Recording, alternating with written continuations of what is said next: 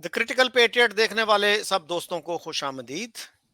आज मेरे साथ लाहौर से एक दफ़ा फिर शरीक गुफ्तगू हैं अफजाल रेहान साहब।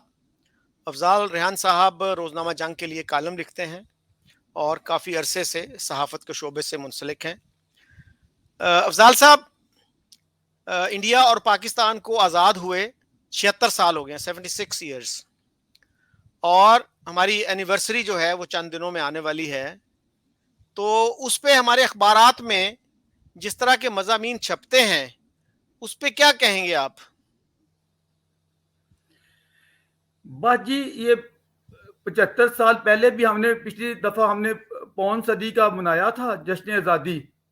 तो इसी गर्दाब में पहले भी फंसे हुए हैं, उसी में आज भी फंसे हुए हैं। एक जो नफरत का प्रोपेगेंडा है, जो शायद 40 से भी पहले शुरू हुआ था, वो ऐसा धारा उसका है कि वो थमने का नाम ही नहीं ले रहा।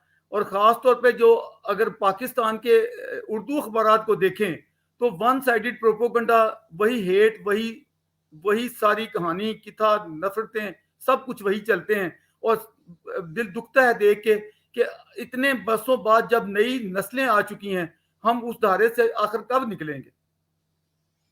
जी, क्योंकि मुझे भी याद पड़ता है 14 अगस्त के, जब भी आप अखबार देखते हैं ना, तो उनमें ये होता है कि फलां ज़िले में मुसलमानों के साथ ये जुल्म हुआ, फलां ज़िले में ये हुआ। और ख़ास तौर पे नवाए वक्त में इस तरह की स्टोरीज बहुत छपती हैं, और उनमें कभी ये जिक्र नहीं होता कि मौजूदा पंजाब के मुख्तलिफ ज़िलों में हिंदुओं और सिखों के साथ क्या सलूक हुआ। और अपने क़ारीन को अखबारात और उनके कालम नवीस ये भी नहीं बताते कि पंजाब में जो फसादात थे वो मार्च 47 में रावलपिंडी ज़िले से शुरू हो गए थे। उससे पहले बर्रे सगीर का शायद सबसे बड़ा फसाद जो था, कम्युनल राइट जिसको कह लीजिए, वो कलकत्ता में हुआ था 16 अगस्त 1946 को, जब मुस्लिम लीग ने डायरेक्ट एक्शन डे मनाया था।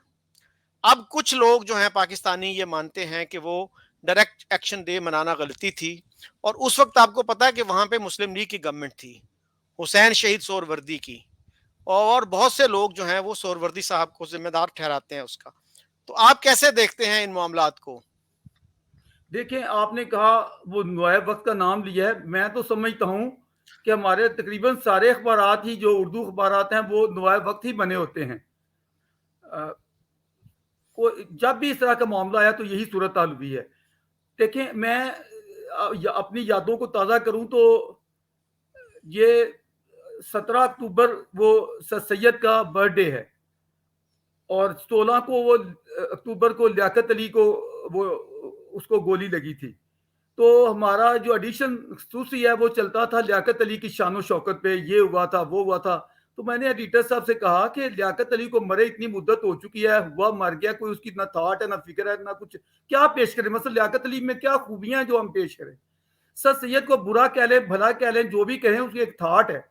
और वो थाट एक बड़ी उसकी वैरायटियां हैं, मतलब अदबी लिहाज से भी, इल्मी लिहाज से भी, मजहबी लिहाज से भी, सियासी लिहाज से भी।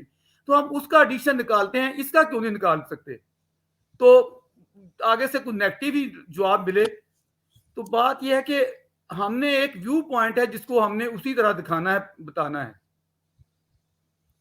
तो क्या जवाब मिला आपको जब आपने कहा कि सर सैयद पे हम क्यों नहीं कुछ दिखाते? वैसे तो तो मेरा ये ख्याल है कि रेहान साहब, मेरा ये ख्याल है कि इस वक्त अगर हम 3 टॉप हीरोज की लिस्ट बनाएं पाकिस्तान के, तो सबसे पहले जिन्ना साहब होंगे, फिर इकबाल और फिर सर सैयद। तो सर सैयद का मकाम जो है हमारी हिस्टोरियोग्राफी में लियाकत अली खान से ऊपर ही है, तो फिर उनको क्या एतराज था? नहीं, उनको ये देखें, ये कई बातें हैं जो ऊपर ऊपर ना सतह पे हम दिखाते हैं, ऐसे हैं, ये तीन हैं, फलान है। हकीकत में सूरत हाल इससे काफी मुख्तलिफ होती है। मैं अर्ज करूं, जिस तरह यहाँ पे मैं कहूंगा कि महात्मा गांधी को इंडिया में जिस तरह आज मुतनाज़ा है, तो ये सर सैयद जो है यहाँ उससे कहीं ज्यादा मुतनाज़ है।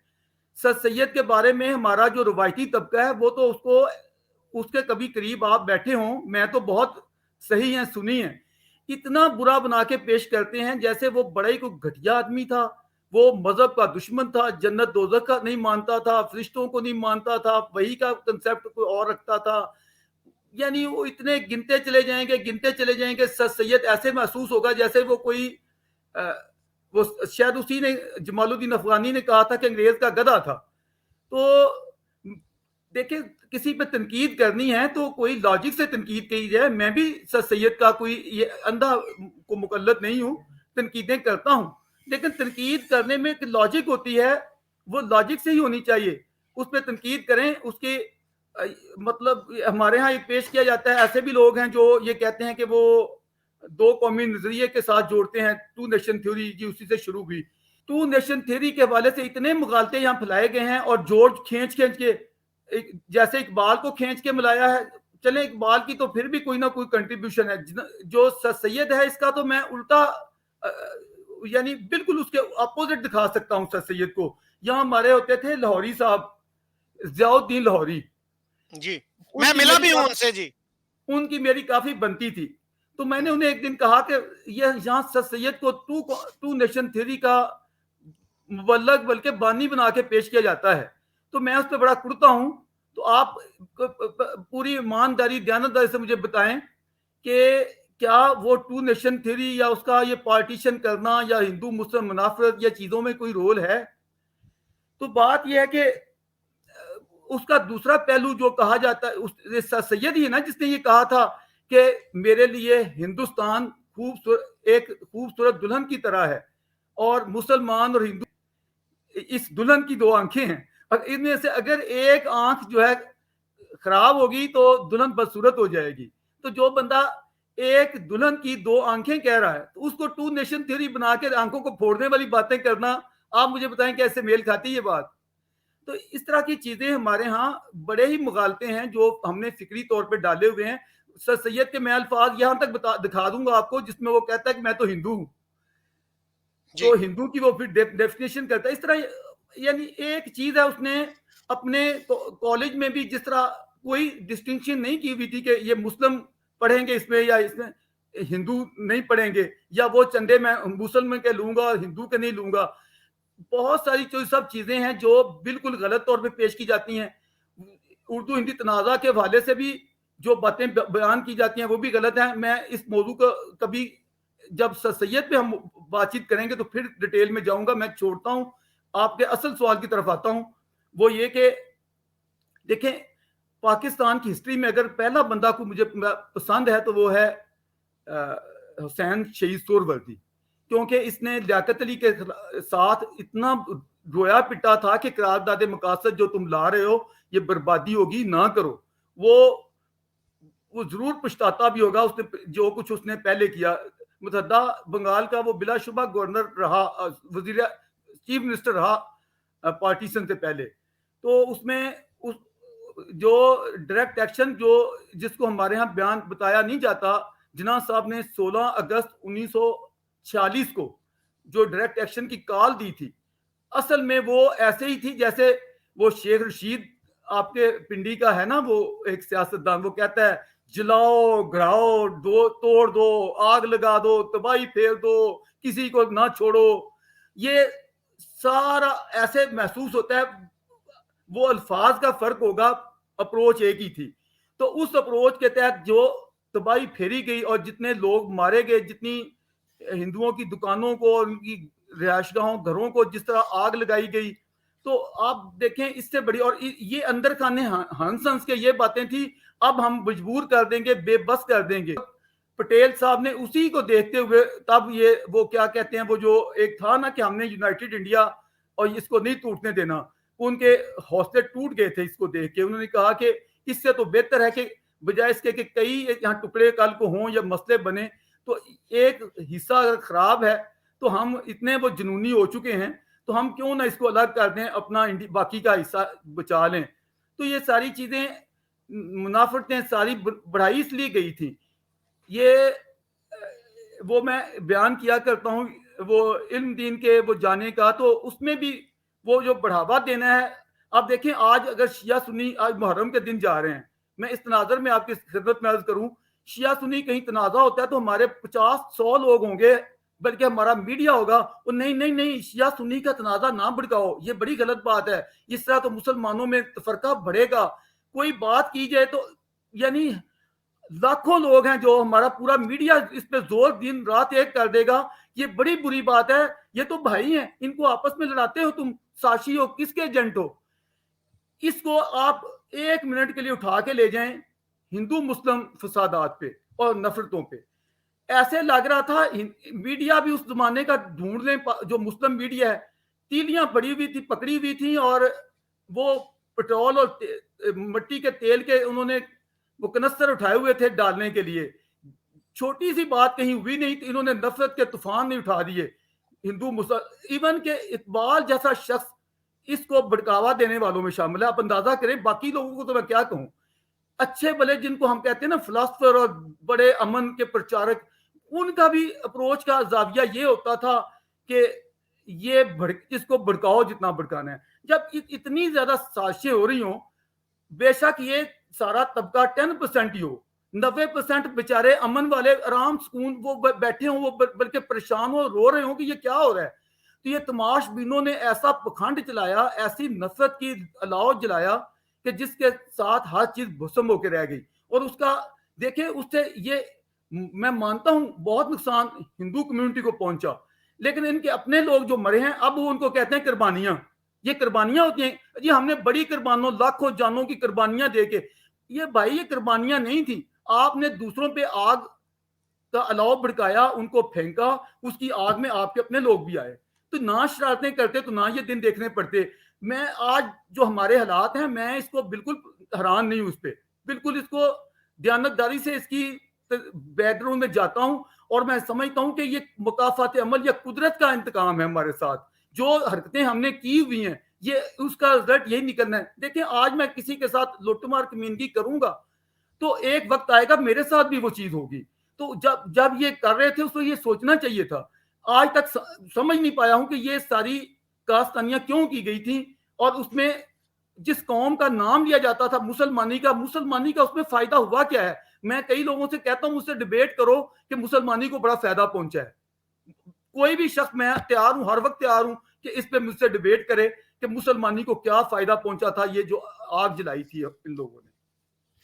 अच्छा रेहान साहब, आपने बात की जमालुद्दीन अफगानी की और सर सैयद की, और दिलचस्प बात यह है कि जमालुद्दीन अफगानी और सर सैयद ने एक दूसरे की सख्त मजम्मत की, एक दूसरे को कंडेम किया, लेकिन ये दोनों हस्तियां हमारे नेशनल हीरोज में आती हैं।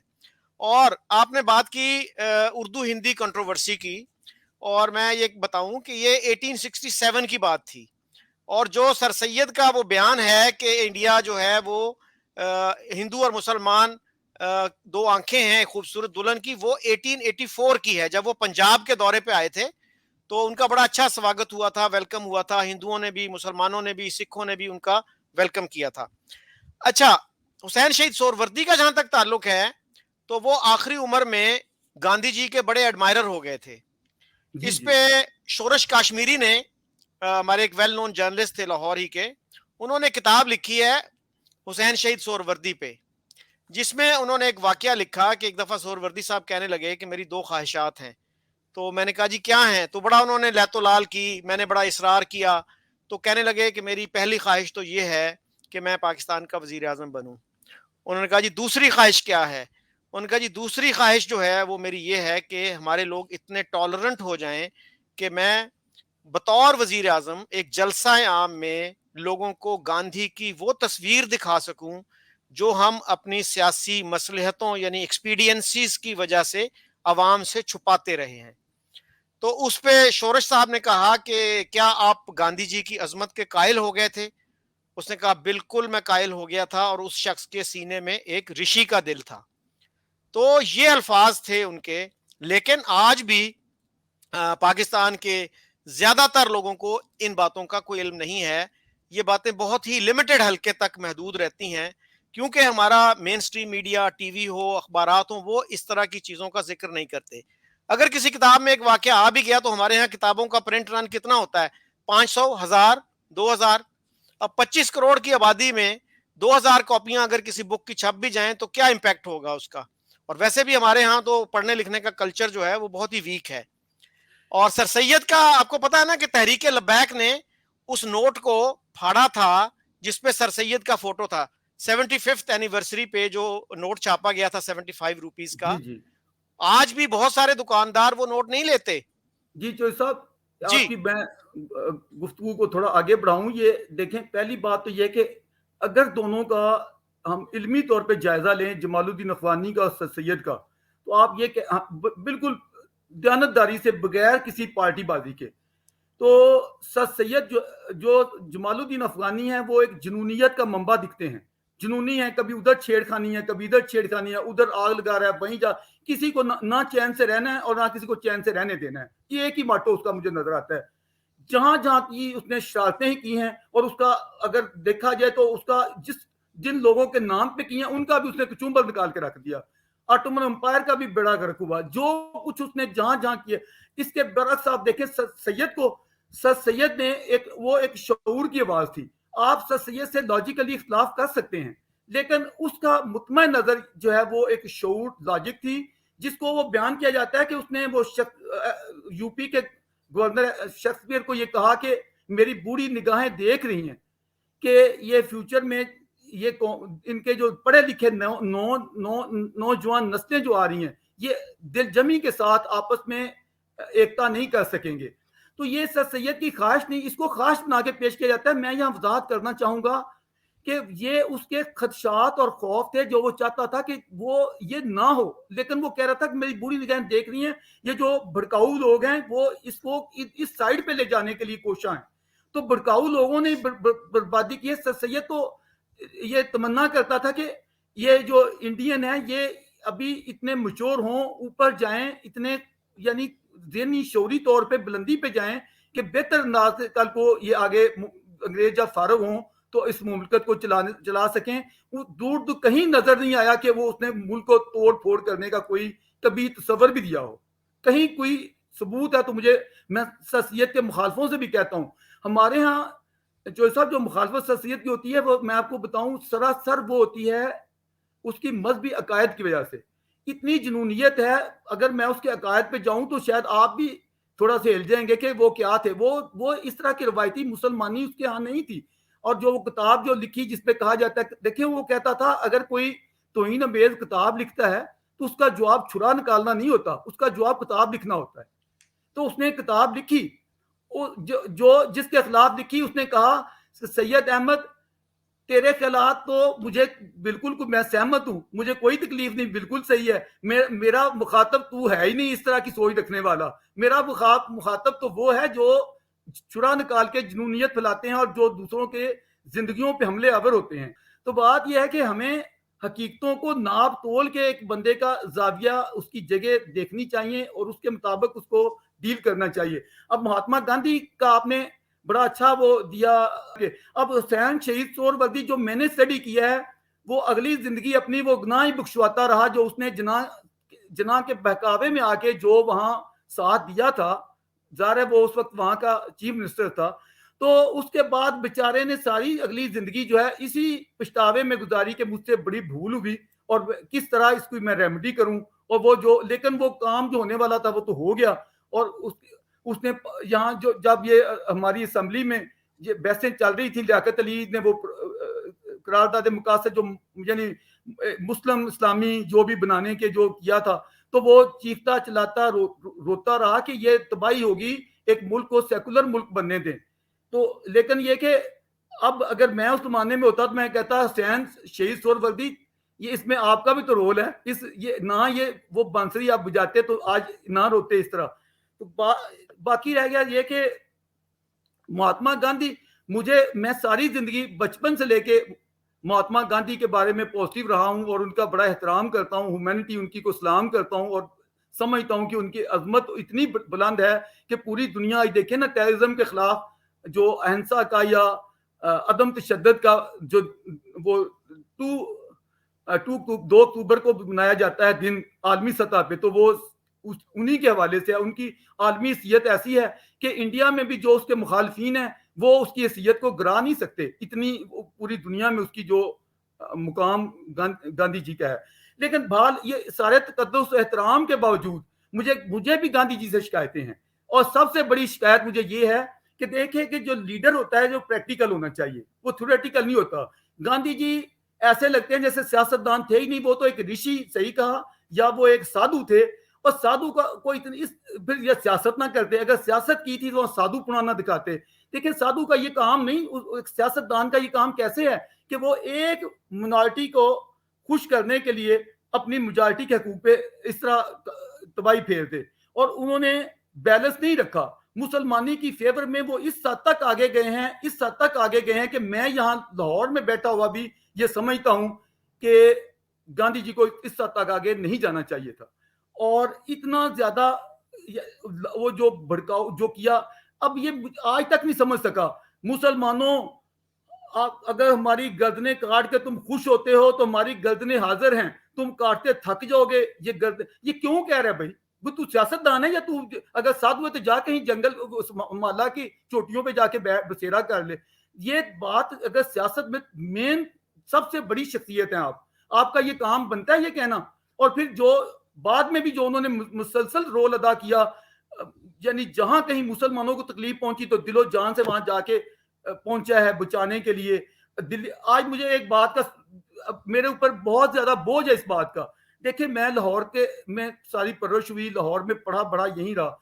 मुझे इतना दुख होता है जब मैं वो कदीमी लाहौर में जाता हूँ और हिंदू की प्रॉपर्टी, उनकी मलकीतें देखता हूँ जिनको इन लोगों ने जबरदस्ती छीना।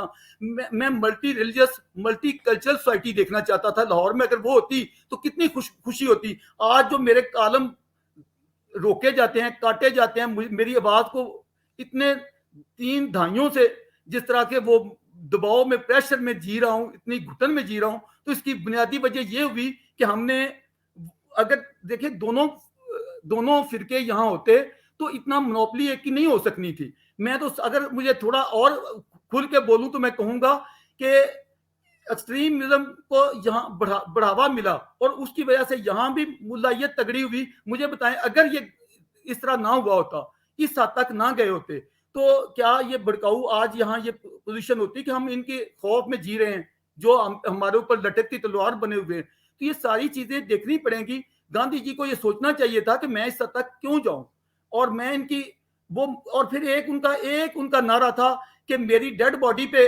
पार्टीशन होगी। वो इससे क्यों मुनरफ हुए, मैं आज तक नहीं समझ सका। मैं चाहता हूं कि मेरी तरह के जो गांधीयन है वो इसका वो जवाब दें, दफा करें, मुझे बताएं, मुझे मुतमिन करें कि गांधी जी ने अपना असल जो उनका पहचान था, जो नारा, उन्होंने उसको क्यों छोड़ा और उसकी क्या कीमत हुई और क्या बर्बादी कैसी ढाई गई। यहां देखें, आज दिल्ली को आप देखें, दिल्ली में कितने मुसलमान हैं, भरा पड़ा। मैं दिल्ली में खुद गया हूं, यहां लाहौर में तकरीबन मुसलमानों के बराबर हिंदू थे, उनको यहां ढूंढने से नहीं मिलता। तो मैं गांधी जी से पूछना चाहता हूं, गांधी जी आप न्याय की बात करते थे तो ये अन्याय क्यों हुआ है, और फिर आप उनके लिए मरण भक्त रख रहे हैं। एक बात है, 55 करोड़ कोई आफत तो नहीं आ जाती अगर थोड़ी लेट भी हो जाते, तो इस पे क्या जरूरत थी करने की। मैं लानत डालता हूं लोगों पे जो किसी का खून करते हैं, किसी की जान लेते हैं। मैं तो चिड़िया की जान लेना भी तकलीफ दे समझता हूं, जमीर गवारा ही नहीं करता, कबूल नहीं करता कि किसी एक इंसान को कत्ल कर दिया जाए, या किसी इतने बड़े नेता को जो आंसा का पुजारी है या आंसा अदम तशद्दुद का, ये अलग चीज है। लेकिन जो ज्यादती है बहाल वो ज्यादती है, उनको हमारे महात्मा जी को इस हद तक नहीं जाना चाहिए था।